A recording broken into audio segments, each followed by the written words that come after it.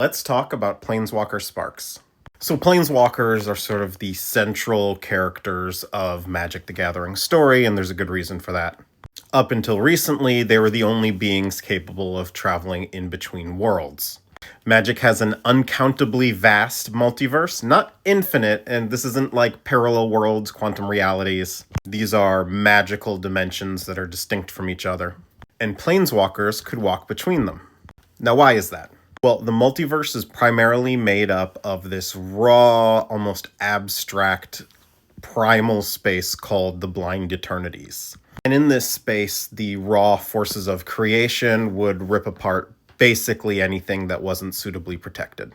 It's within the Blind Eternities that pockets of reality called planes exist.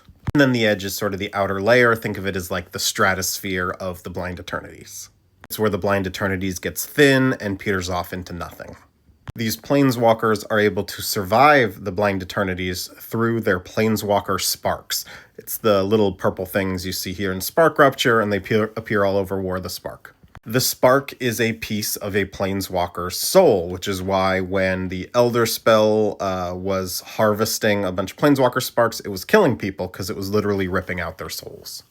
Well, how does that spark attach to their soul?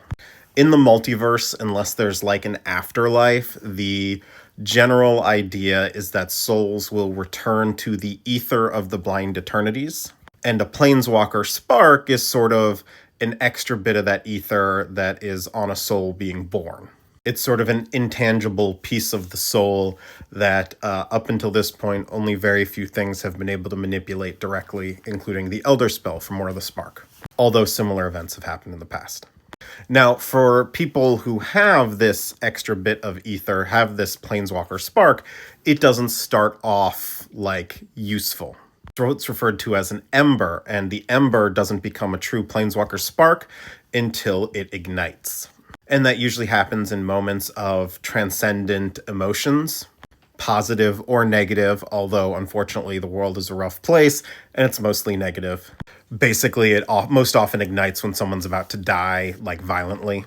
But once it does, that person is usually flung out into the multiverse for their first planeswalk. And it can take a long time to truly master the skill of planeswalking.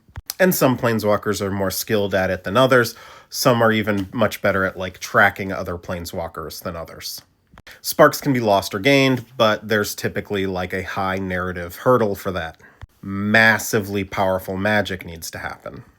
Teferi, for instance, lost his Planeswalker Spark, sealing a time rift he created as the start of the Great Mending.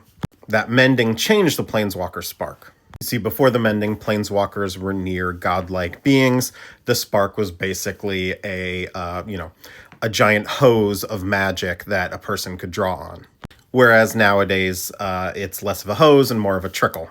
And in the aftermath of the damage done to the multiverse through the Phyrexian invasion, a lot of Planeswalkers seem to have lost their sparks. No one is quite sure why, but it's probably a similar sort of thing that happened during the Mending.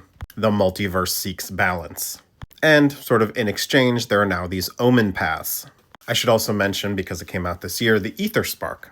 Ether Spark is sort of an artificially maintained spark. Usually sparks don't stick around when they're removed from a body. The Ether Spark was created by sort of absorbing ambient energies from interplanar portals, basically siphoning off the same power that a Planeswalker would use, or possibly it's even just a captured Planeswalker Spark from the Phyrexian invasion.